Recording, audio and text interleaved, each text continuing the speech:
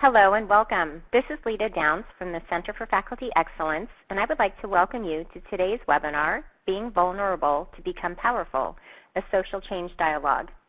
Today's offering was originally presented at the July 2018 National Faculty Meeting in Minneapolis, Minnesota. Our presenters are from Walden's College of Social and Behavioral Sciences, School of Public Policy and Administration. We have Dr. Gary Kelsey, Senior Core Faculty Member, and also extremely active in the academic residencies. We have Dr. Ann Hacker, also Senior Core Faculty Member, and Dr. Mark Gordon, Core Faculty Member in the program as well. At this point, I'm going to turn things over to Dr. Gary Kelsey. Thank you, Lita. Good day, everyone. As Lita noted, this session, Being Vulnerable to Become Powerful, a Social Change Dialogue, was really just that. It was a session that the three of us created to provoke hopefully some individual thought and consideration, and then hopefully also some dialogue with colleagues, with students, and with others that we interact. This is an important topic to the university. It's an important topic to all of us. And when Dr. Gordon and Dr. Hacker and I got together to talk about it, we really wanted to make this a bit unusual, more of a sharing session than a session where we are talking at you. We're hoping to provoke the thought again and some critical thinking and some sharing amongst all of us. And so what we're going to do is to each first share our stories about being vulnerable to become powerful. And I should mention that this concept first came to me when I saw a TED Talk by Dr. Brené Brown, who did an amazing talk on this topic. And she talked about the fact that in our world, we fight always to win dialogue, we win discussion, and not to really have dialogue and not to really consider multiple perspectives. So in her mind, being vulnerable means taking the chance to sit back and be quiet and listen to multiple perspectives on issues, multiple ideas, even if they make us a bit uncomfortable. And then from that point, we can truly consider all the pros and cons and perspectives that we've heard and then come to some idea, maybe perhaps about moving forward. But that we become more powerful by moving out of our comfort zone and considering the richness of dialogue and perspectives of people outside of ourselves. And so that's what we thought as we were talking about social change, is really looking at the following questions. Is what life circumstances, events, experience have led us to our definition and understanding of positive social change? Has our definition of positive social change evolved or changed over time? And then how has the way we've come to understand and define social change impacted the way we live out social change in our lives? Now and perhaps even in the future. So we thought we would each share our personal stories and maybe give at least one example. I'm sure we each have many, of what has formed our thinking and our definition of positive social change. And then we'd like to move on to pose some questions for you to consider as well. With that, I'll turn it over to Ann.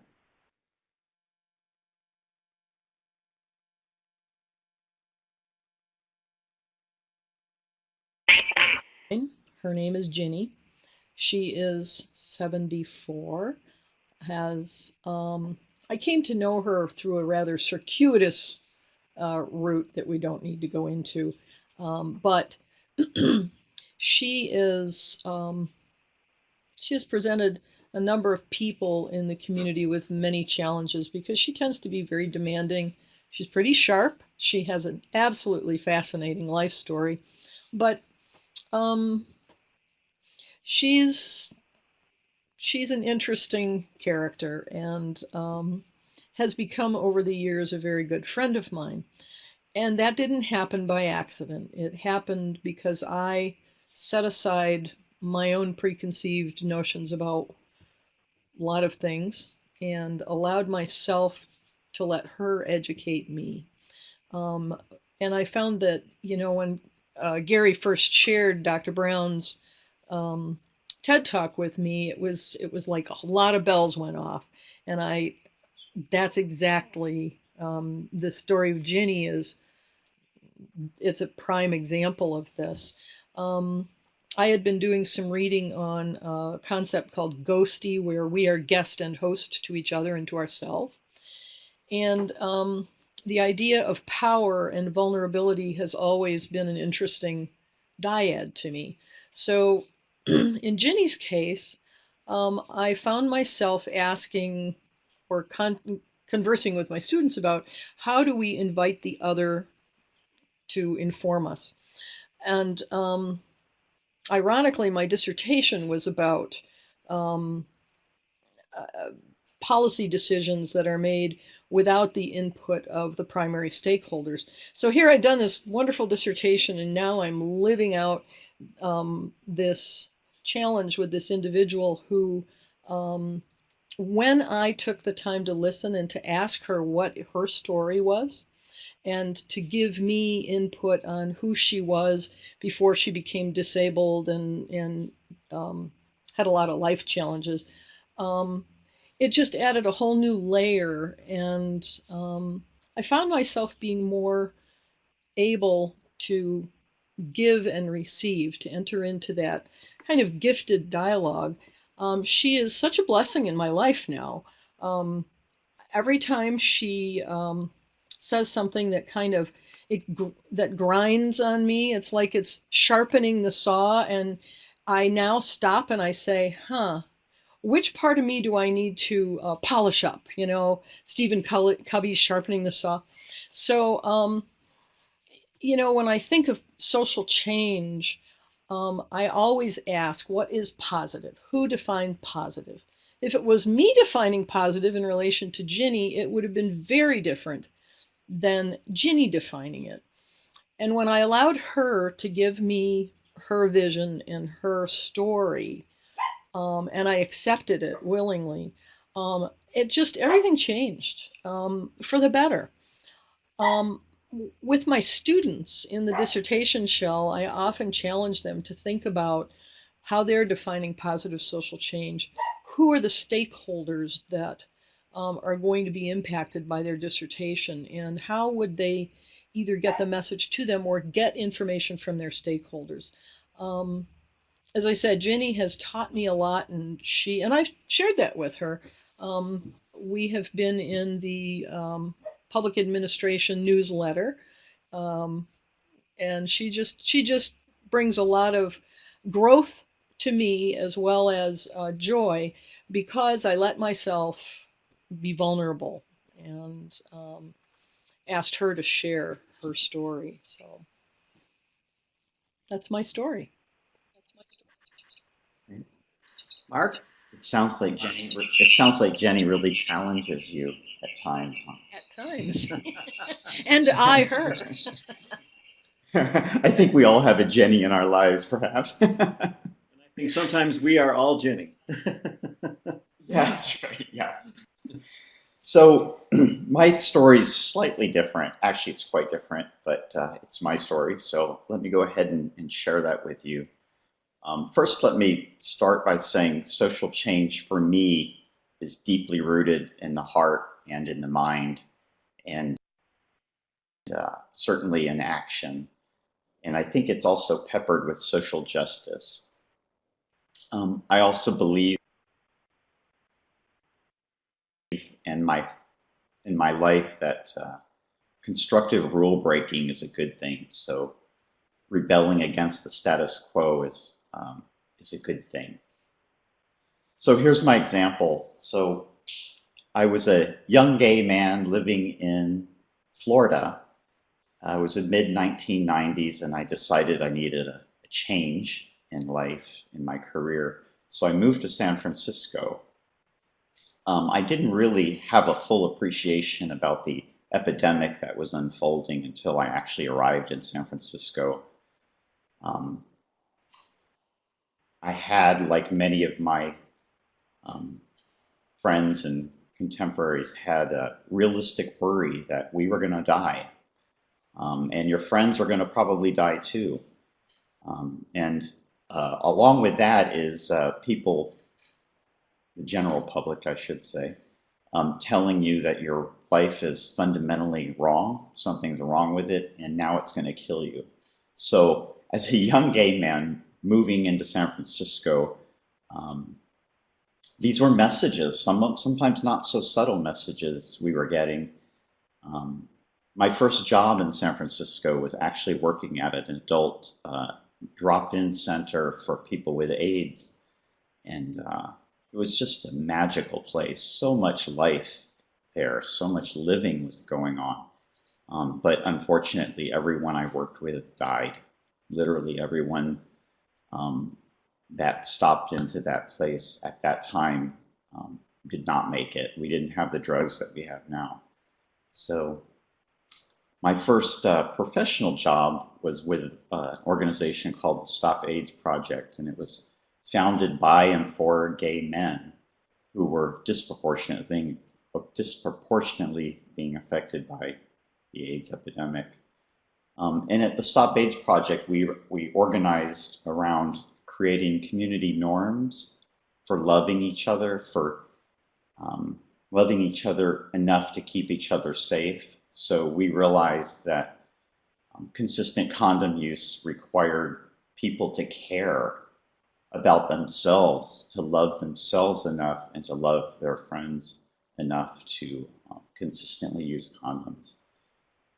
So living there, you would walk down the street, and at that time you would see people with Kaposi sarcoma on their skin, so visible signs of HIV and AIDS. And thankfully, those days are over. We do have better drugs now, but it was life-changing. It was life-changing. It was really caused people, myself, to really think about what I want to do, how I want to make a difference, how I want to live my life. So for me, I couldn't separate self-worth from good health. I believed that I had the right to be happy, to be celebrated, and to be proud, and to be alive.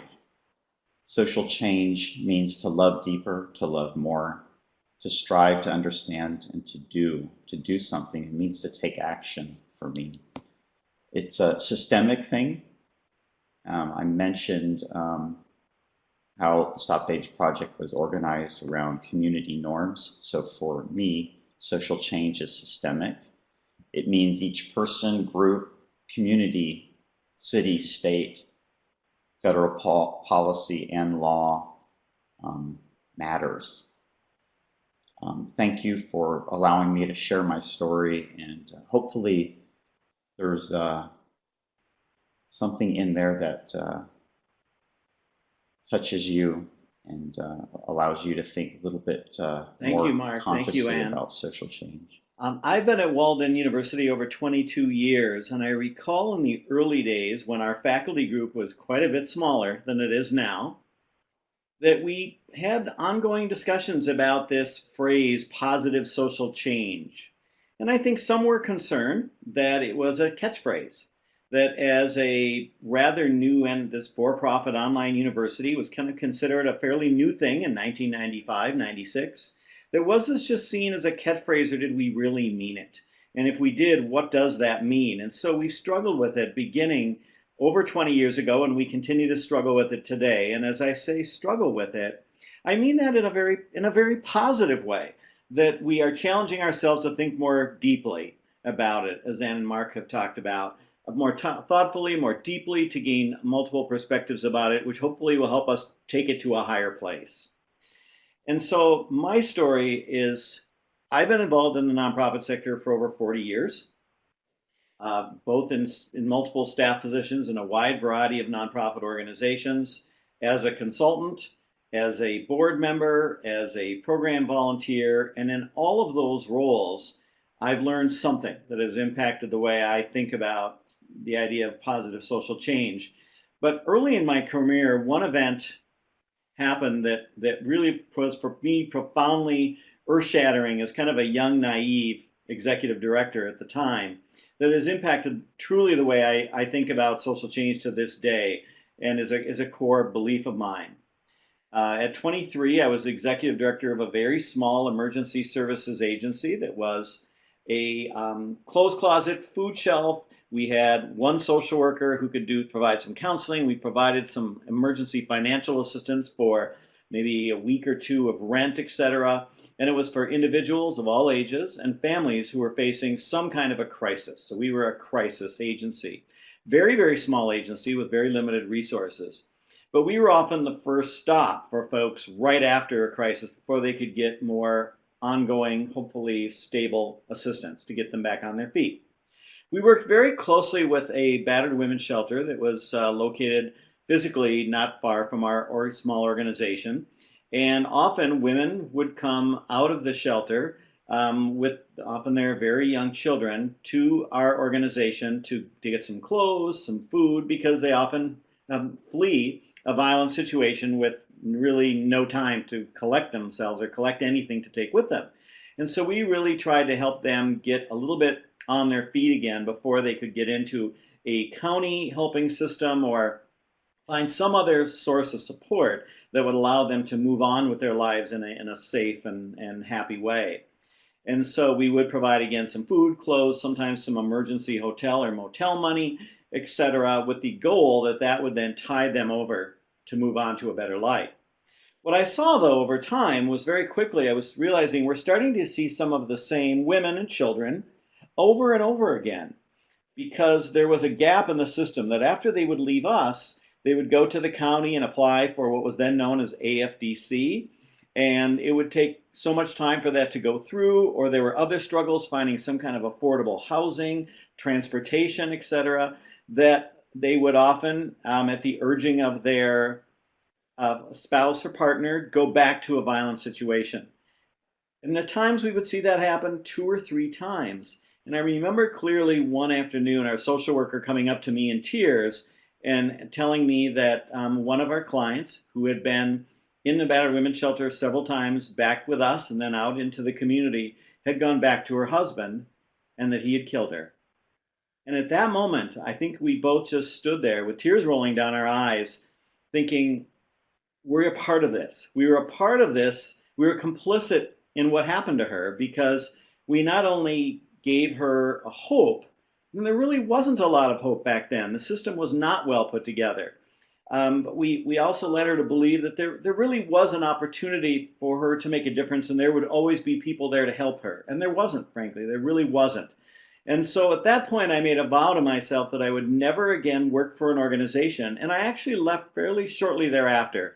I would never again work for an organization that didn't in some way address the systemic portion of an issue rather than just providing the charity at the moment. Charity is important, but it's important, again, when people we're pulling people out of the old analogy we've often heard of people coming down the river and being pulled out by those on the bank because they're drowning. And instead of pulling people out, someone finally said, let's go down the river and find out why they're falling in to begin with. And that's really what my philosophy after that became, is that it's important for us to look again, as Mark noted, about systemically what's going on. And I would only work for organizations that would systemically address an issue. Charity was fine, but that other piece had to be there for me to be involved. And in my mind, that is social justice. It's challenging the structures, the organizations, the policies of anything that keeps people marginalized or oppressed.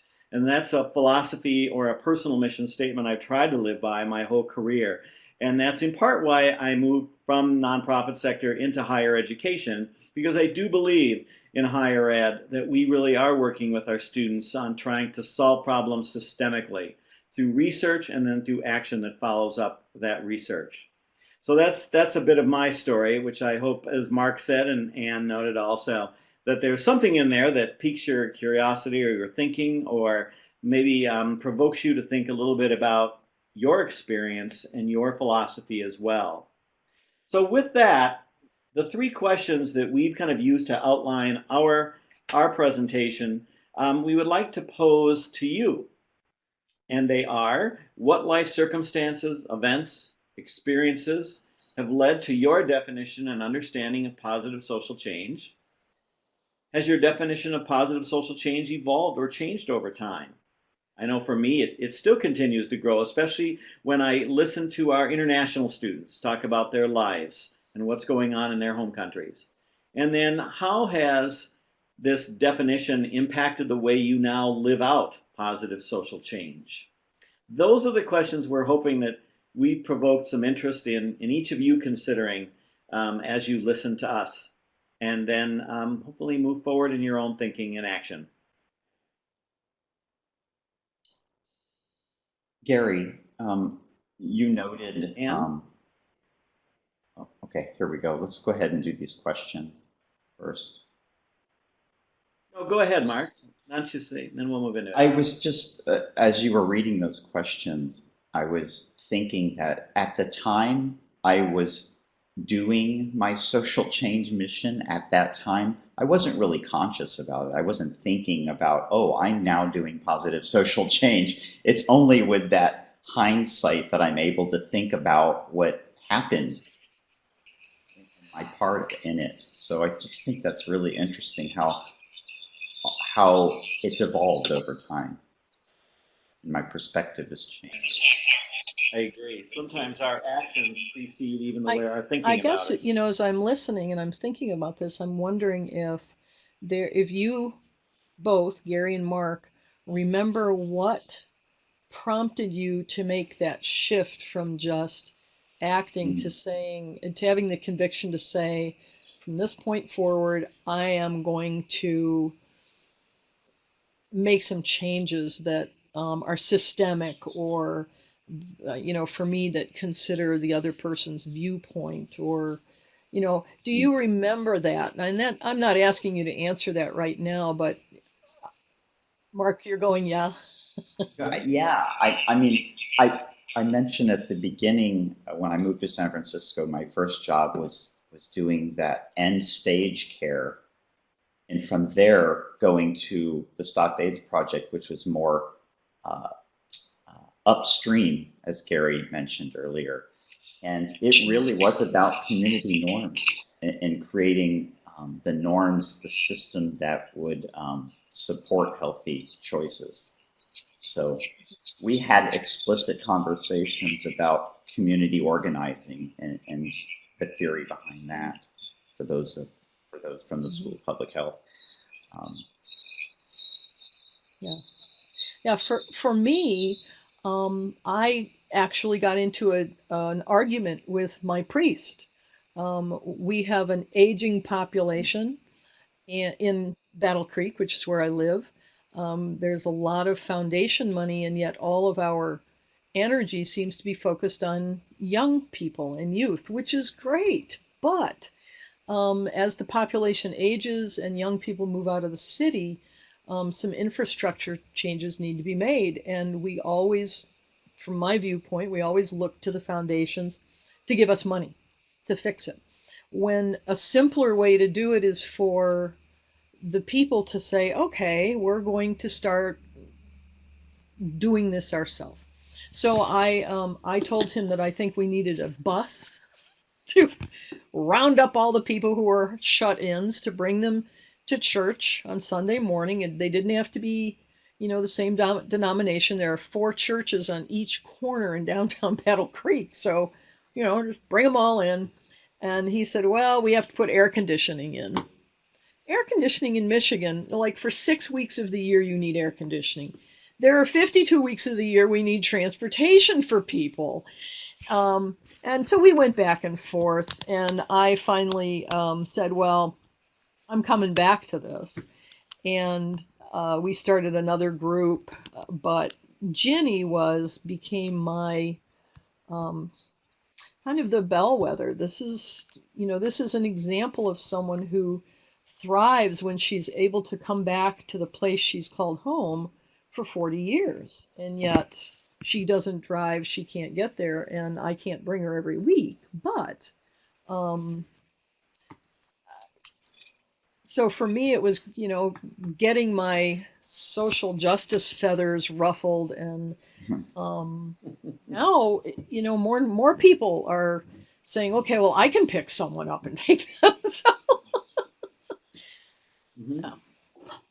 Yeah. Sometimes the actions are individual, and they're profound, and sometimes they're larger. I know in my instance, again, as a naive executive director, I think I naively thought that this system was always going to work. Mhm. That we were going to do the right things and people would be okay, and that all, good would win out. And I realized pretty quickly that no, it doesn't. And sometimes it's not enough to give people a little bit of hope. That I think we need to organize and advocate and change policy and get out there and fight and make our voices heard to really make a change that's going to make a real difference. And that's another reason why I got involved later in philanthropy and development, is because money is power in this country. And one of the ways we help people become empowered is to help them find resources and gain access to resources. So I agree with both of you. And it's interesting. Our journeys are so individual, and yet there's a lot of some similarities across all of our lives. Well, and it leads into question one, which we want those who are listening to this webinar to take home, and we're going to each ask a question, but want you to reflect on these individually. And the first question is, what life circumstances, events, and experiences have led to your definition and understanding of positive social change?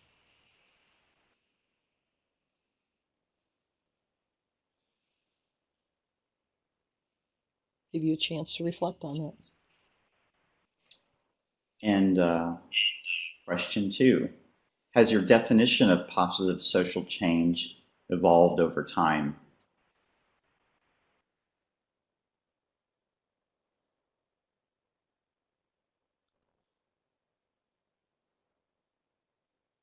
And given that, thinking about your experiences, your circumstances, your traditions, etc., that led to our understanding or evolving understanding of positive social change, how has this impacted the way you have lived out, perhaps, and maybe want to live out positive social change? And Gary, my experience currently with positive social change is with my Walden students, especially my dissertation students. I really spent a lot of time reflecting with them about how this research will impact social change. So I think that, as you said earlier, it can be individually, one-on-one, that big impact right there with that one student, or it can be larger, systemic. Mm-hmm. Absolutely. Absolutely. You and I just shared a student presentation this morning, an oral presentation, where the student in a country in Asia is hopefully going to make some big differences in looking at policies and procedures related to collaboration and cooperation that will make a real, hopefully a systemic change in the way they approach business and how they approach improving their economy. That's big. And she's a member of parliament in her country, so she's in a place to actually help make that change. So. Absolutely. A female in parliament. It's exciting. Yeah. Anyone want to add anything else before we move on to our final kind of concluding question for our anyone who will be watching this webinar in the future? If not, let's go to our final question. Is we as a group thought we need to find a way to kind of promote this dialogue and to kind of hopefully spur you on to spending some quiet time maybe thinking about this, and then maybe not so quiet time discussing it with others. And that is, once you've had a chance to reflect on each of those questions, how might you create and empower and move this dialogue forward with students, with faculty, with people outside of Walden certainly as well? And I think we've all we struggled with that again in a positive way in our own work, but we want to challenge you as well to think about this. And any stories, Mark or Ann, that you'd like to share about things that you've done? Because I know we've proactively talked about making this more real within our school. I do two things. First, in the classroom, and I primarily mentored 9,000 dissertation students. At least once a quarter, I post a question, and now that we can post our own questions, hey, I post a question related to social change. It might be who determines positive social change, how will your dissertation impact primary stakeholders, what are the unintended consequences of social change in relation to your dissertation findings. So we have every quarter a real serious reflection on what that social change means and how it's carried out in relation to the research.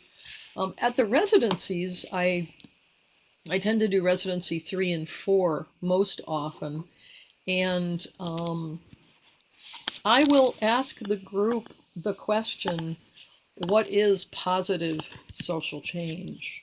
How does it come about? Who determines it? How is it measured? How do you know something has happened that is considered positive? And in both venues, you have to be prepared for students to get passionate about the topic. At residencies, we had one group of students who started to yell. They were very passionate. And so we worked through that, and it worked out very well. But in recognizing that the question of social change and who decides what's positive can bring up a lot of really strong emotions. So we need to be prepared for that. And I think the best way for us to do that is to start with ourselves. How do I feel and act about positive social change? That's why I feel that this webinar was really important to present. So thank you for your time. And my final closing is, wouldn't it be neat if each of the schools, when they meet at the national faculty meeting, actually have conversation? I know we spend a lot of time talking at each other, and to actually have this mini dialogue where perhaps it's part of the introductions or it's a special segmented time on the agenda for people to actually sit and talk to each other about this topic of positive social change. I think it would just be, that would be positive social change, a very big demonstration of it, to actually see these dialogues happening. And what's great about that is that there's no one right answer. But the more that we share our own stories, the more we become vulnerable to become powerful. We really are affirming, empowering, and motivating each other, and hopefully our students, to really make the difference that we are capable of in the world. So with that, we hope that this session, this webinar, has been helpful to you. We hope it will give you a chance to sit back and consider this important topic that will continue to be, given our mission, will continue to be an important topic of discussion for the future. So we thank you all very much. Thank you.